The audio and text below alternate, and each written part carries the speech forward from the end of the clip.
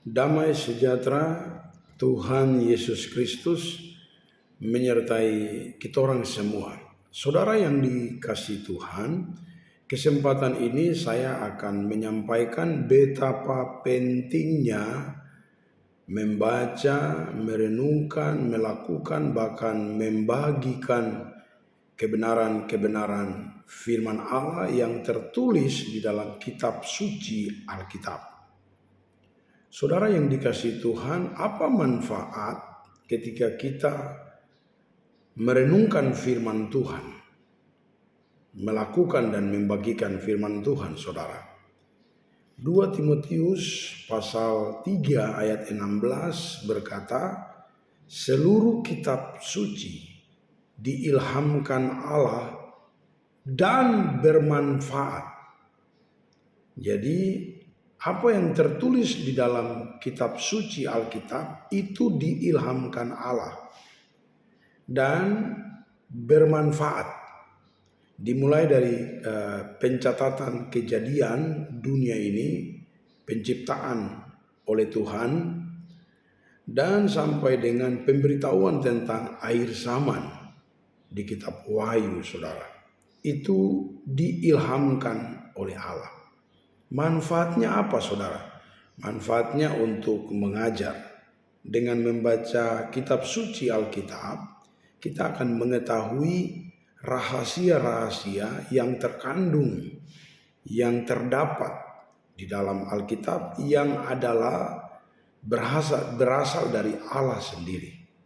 Jadi kita mau mengenal pribadi Allah, mari silakan merenungkan dan melakukan firman Tuhan yang tertulis dalam kitab suci Alkitab. Bukan hanya untuk mengajar, tapi juga untuk menyatakan kesalahan. Jadi kita akan dididik. Oh, kesalahan kita itu apa?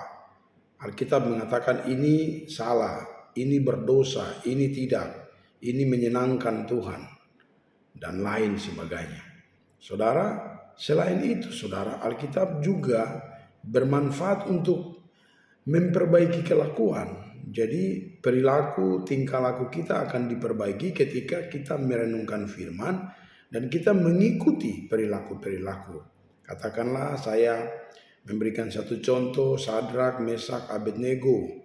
Mereka dalam pemerintahan Babel, mereka menyembah Allah yang hidup, Allah dalam nama Kristus Yesus Tuhan kita. Dan di saat itu Babel, rajanya menyuruh mereka menyembah patung, tapi mereka tetap berpegang teguh menyembah Tuhan. Walaupun situasi dan kondisi mendesak, bahkan mendorong mereka untuk dibakar hidup-hidup. Saudara, Alkitab mencatat bahwa Tuhan Yesus hadir di tengah-tengah mereka di dalam api yang telah dibakar begitu panas. Begitu panasnya api itu.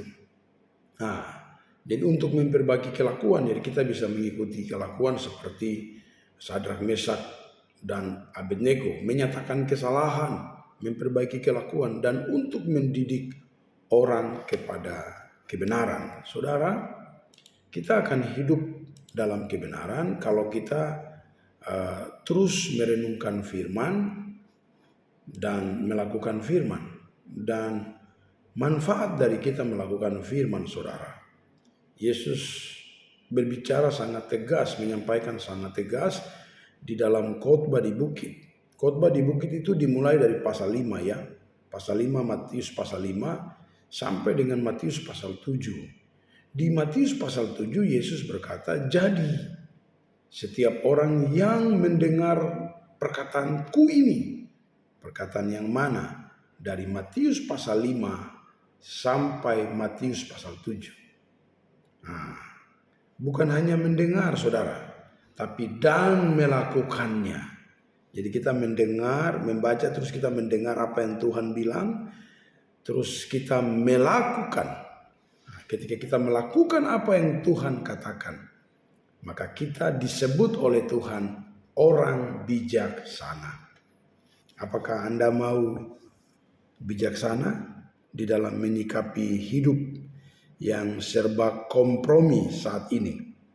Di kantor, di rumah, di jalan, di toko, di kota-kota besar, dimanapun kita berada, di usaha, di pasar, di mal-mal, di mall-mall, dan di berbagai tempat akan ada banyak situasi yang membuat kita bisa kompromi.